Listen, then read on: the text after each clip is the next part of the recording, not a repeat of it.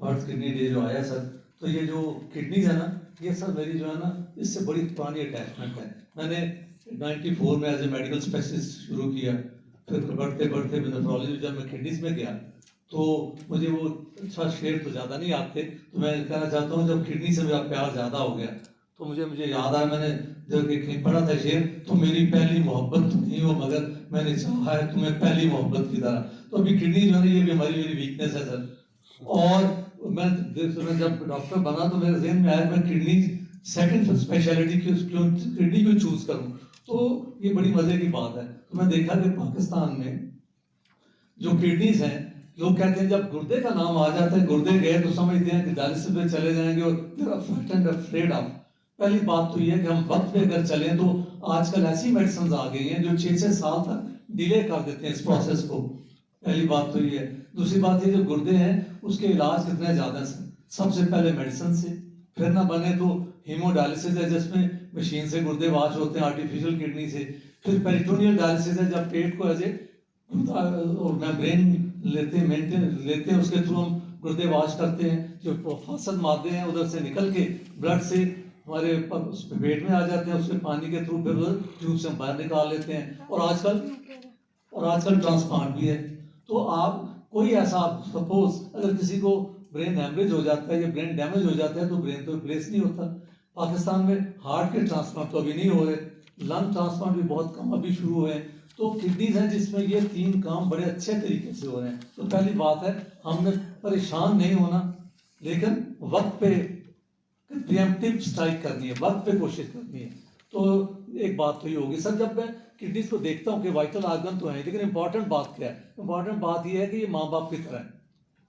ये छोटी मोटी तकलीफ बताते नहीं बच्चों को, ताकि बच्चे या मेरे जो जिनका मैं हिस्सा हूँ वो परेशान ना हो जाए। और जब पता चलता है तो बहुत देर हो जाती है। तो इसका फर्ज ये हमारा कि हम समझें कि हमारे माँ बाप को कब जरूरत है। और बड़ा ही आसान है, हम उन पर बर्डन ना डालें, उन पर बोझ ना डालें, उनके लिए आसानियाँ पैदा करें। चाहे वो वजन ज़्यादा ओवरवेट होने की शक्ल में है, चाहे वो डायबिटीज़ की शक्ल में है, चाहे वो ब्लड प्रेशर की शक्ल में है, चाहे वो स्टोन्स और डिहाइड्रेशन की वजह से, या कुछ और ऐसी चीज़ें जो कि हम खास तौर पर बाहर से रंग बिरंगी दवाइयाँ लेने की वजह से, हिकमत की दवाइयाँ लेने की वजह से, या आजकल तो बहुत सारी स्टडीज़ आ रही हैं कि होम्योपैथी दवाई वो भी सेफ नहीं है। तो कहने का मकसद ये है अगर हम इनको इज्जत देंगे, और फिर एक ये बात ही इनका हमने एहतराम करना है। एहतराम तो किया जाता है इनके दुश्मनों का भी। अगर आपने सेफ रहना है तो आप दुश्मन का ज़्यादा एहतराम करते हो। तो इसके दुश्मन कौन है? वही सबसे कॉमन 44% शुगर वाले लोग जो किडनी फेलियर में चले जाते हैं, ब्लड प्रेशर है, वजन ज़्यादा है, और कार्बोनेटेड ड्रिंक्स हैं जिसके लिए हम फाइट आउट कर रहे हैं। तो कहने का मकसद ये है, तो किडनीज को अगर हमें लेके चलना है तो इन्हें इसलिए वाइटल ऑर्गन्स कहते हैं। और एक और बात इनमें मजे की है कि ये बर्दाश्त, दूसरों का दुख बर्दाश्त करते हैं। हम इंसान एक दूसरे का शायद इतना दुख बर्दाश्त ना करें, लेकिन आपने देखा होगा कि अगर किसी को तकलीफ पहुंचे, चंद एक लोग ही, सड़क पर बंदा गिरा पड़ा रह जाता है, बहुत कम चंद लोग रुकते हैं। लेकिन गुर्दे ऐसी जगह हैं, एंड ऑर्गन्स भी कहते हैं।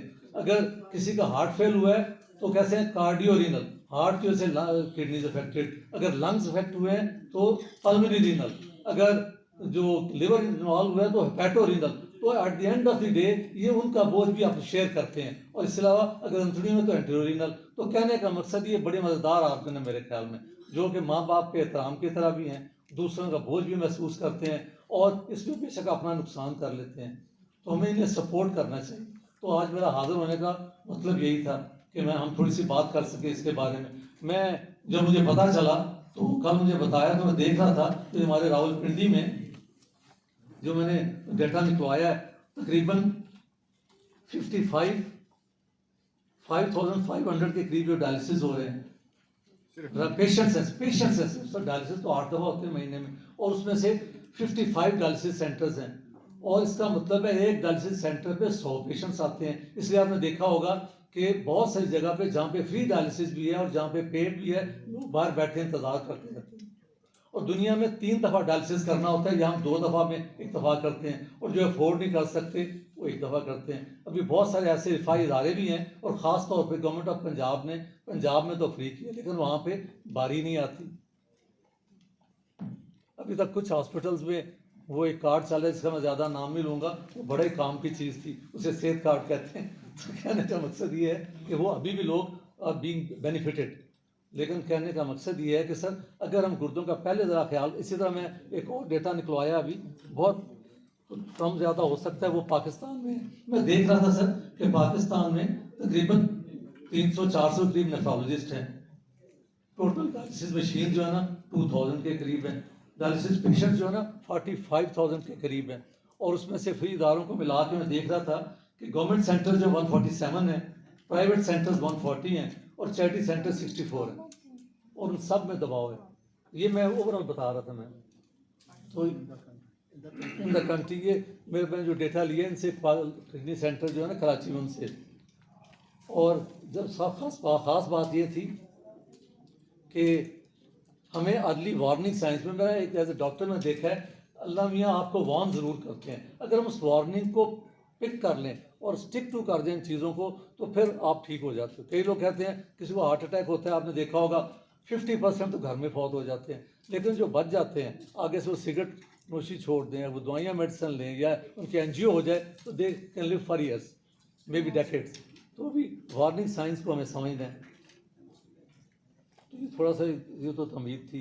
अभी आपको पता सर कि गुर्दे थोड़ा सा उसकी वजह से ना, रमज़ान की वजह से गला खुश्क हुआ है, तो सर गुर्दे जो हैं 2 हैं।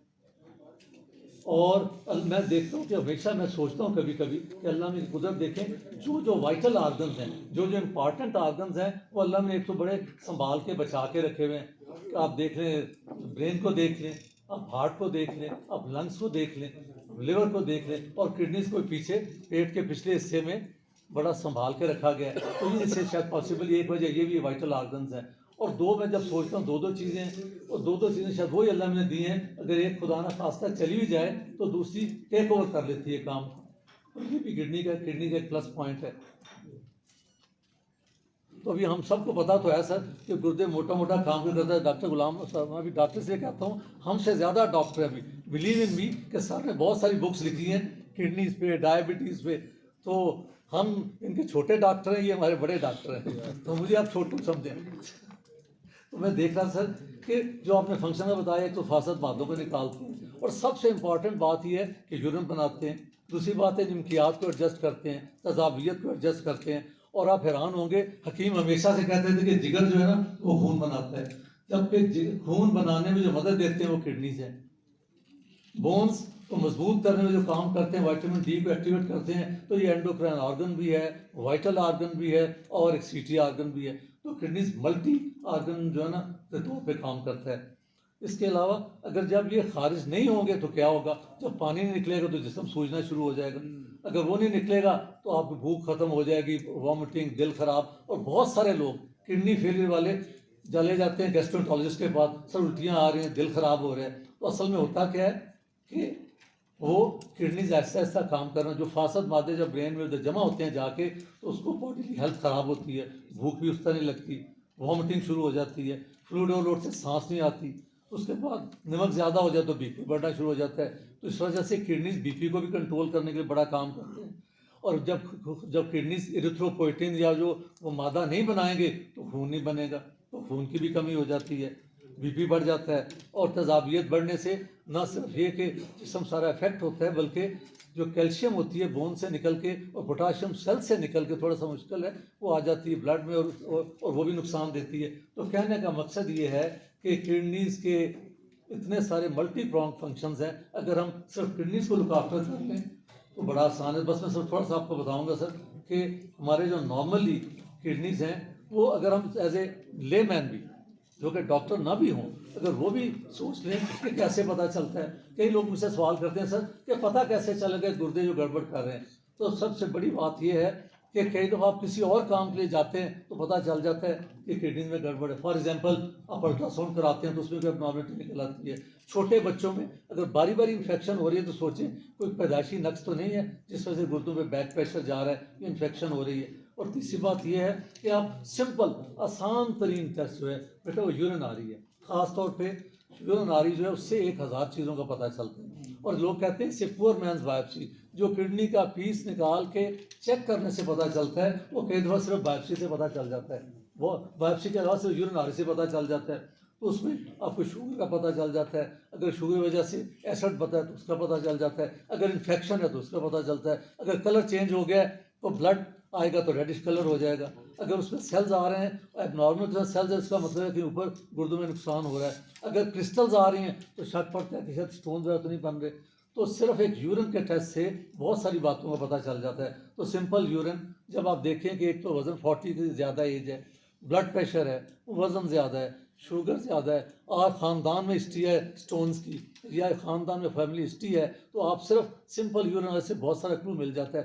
ख़ास तौर पे शुगर वाले अगर उनमें प्रोटीन्स आ रही हैं, सिंपल टेस्ट है डिपस्टिक, अगर आनी शुरू होती है फिर आप फर्दर इन्वेस्टिगेशन कर सकते हैं और आप यूरिन आरी करवा के देख सकते हैं। फिर आपको जब शक पड़ जाता है तो किडनी के simple test renal function test में कहते हैं, क्रिएटिन वगैरह, उसका पता चल जाता है। वैसे अदरवाइज स्वेलिंग शुरू हो जाए तो आपको कुछ अंदाजा उससे हो जाता है। और बात भी मैंने आपको बताई है, कई बार लोग अब नॉर्मली बिहेव कर रहे हैं, लोग समझते हैं शायद कोई बात यह है कि वो लेट स्टेज में चले जाते हैं। और सबसे बड़ा जो फोबिया है वो ये है कि जी गुर्दे पे गए तो बात चली गई, डायलिसिस नहीं कराना। तो कहते हैं 2 डायलिसिस कराए हमारे गांव में और वो चला गया मरीज। होता ये है कि ये अर्ली ट्रीटमेंट है, अभी इसे लेट नहीं किया जाता। तो ये हमने आगाही देनी है लोगों को कि गुर्दे जो हैं उसके लिए अगर आप छोटी छोटी बातों को नोट करेंगे तो बाकी सारा काम इंशाल्लाह आसान होता चला जाएगा। फिर आप देखें कि लोगों को ऐसी बीमारियां हैं जो कि डायबिटीज़, जोड़ों का दर्द है, सैली है, और इसके अलावा किसी को बाइलेटरल स्टोन्स बारी बारी बनते हैं तो बेशुमार हैं, वो वजह है। या किसी में ओल्ड एज में अगर उससे यूरिन की रुकावट हो रही है, बारी बारी आ रहा है, तो इसका मतलब उसकी दूध वगैरह बढ़ गई है, जो बैक प्रेशर डाल रहे हैं। तो गुर्दे की बीमारियां अपने से भी हो सकती हैं और रुकावट की वजह से भी हो सकती हैं, और ख़ास तौर पर दवाइयों की वजह। 2 ड्रग्स का मैं नाम लेना चाहूँगा। एक एनसेड्स, जो कहते हैं जब गए और काउंटर दवाई ले ली, वॉल्टन ले ली, वॉरन ले ली, ब्रेक्सिन ले ली, ब्रूफिन ले ली, सोच के समझ के बेटा। दूसरी बात ये है कि हम पेट के लिए हमेशा कहते हैं राइजिक खा लो, ऐसी तो राइजिक भी जो है गुर्दों के ट्यूब्यूल्स उनमें सोजिश काज करता है। तो नंबर 1 मुझसे पूछें, हमने डायबिटीज़ का ज़हन में रखना है, ब्लड प्रेशर का ज़हन में रखना है, हिस्ट्री को पूछना है, वज़न का ख्याल रखना है, ड्रिंक्स को अवॉइड करना है, और उसके बाद देखना ये है कि उसके बाद आपने सिंपल टेस्ट से आगे बढ़ना। और आजकल क्योंकि नेफ्रोलॉजिस्ट में देख रहा था बहुत कम है, तो बहुत सारा काम जनरल फिजिशियंस का है। और गुर्दों में भी ऐसे मज़े की बात यह 15% तक काम भी कर रहे हों तो पता ही नहीं चलता। तो first, second, third, fourth stage तक आम फिजिशियन भी देख सकते हैं।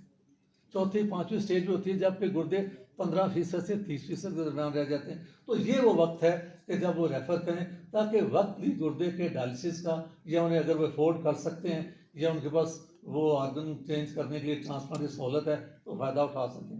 तो मैं हमेशा कहता हूँ पंजाबी में कुछ बातें बड़ी मज़े की हैं कि वेले दी नमाज एक वेले दी टकरा। तो आज का अगर मुझसे पूछें, अगर हम टाइमली सोच लें और स्टिक टू कर जाएं, और अभी बच्चों के लिए ख़ास तौर पर जो ओबेसिटी हो रही है, अगर हम उनको किस तरह रोक सकें, जो ये फूड आजकल ले रहे हैं मोटापे से, तो यकीन माने आज 20 साल की उम्र में डायबिटीज़ बहुत सारी कॉमन होती चली जा रही है।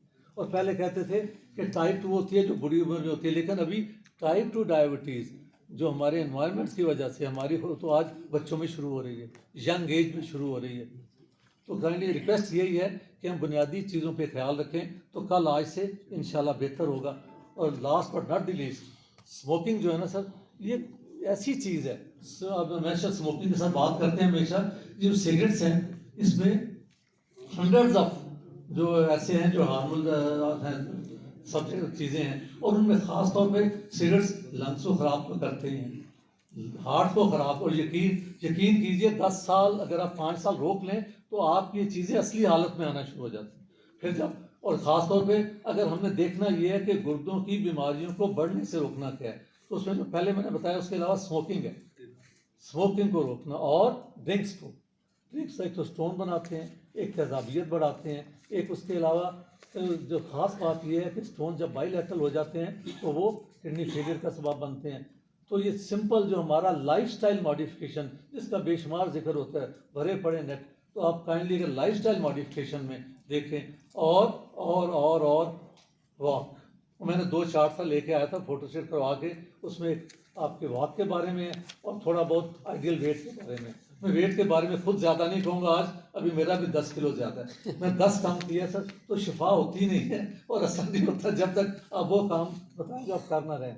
तो देखें इंशाल्लाह, अगर थोड़ा सा भी जो सर ये बातें थी ज़्यादा ज़रूरी थी वो तो मैंने बता दी हैं, तो काइंडली कोई सवाल हो तो बाद में आराम से अभी या अफ्तारी के दौरान करेंगे इंशाल्लाह। अच्छा सर, इसमें सिर्फ हाँ, एक सर चीज़ बताइए। बताइएगा कि पैनाडोल के इस्तेमाल से भी जो है वो पैनाडॉल जो है ना बहुत सेफ, हाँ, पैनाडॉल सेफ मेडिसिन में है, तो पैनाडॉल जो है ना सर सेफ मेडिसिन में से है। जी जी। हाँ, लेकिन पैनाडॉल जो है ना आप बहुत ज़्यादा दो गोलियां 4 गोलियां ले सकते हैं, लेकिन पैनाडॉल पॉइजनिंग खतरनाक है, वो किडनी से ज़्यादा लिवर के लिए नुकसानदेह है, तो पैनाडॉल इज सेफ।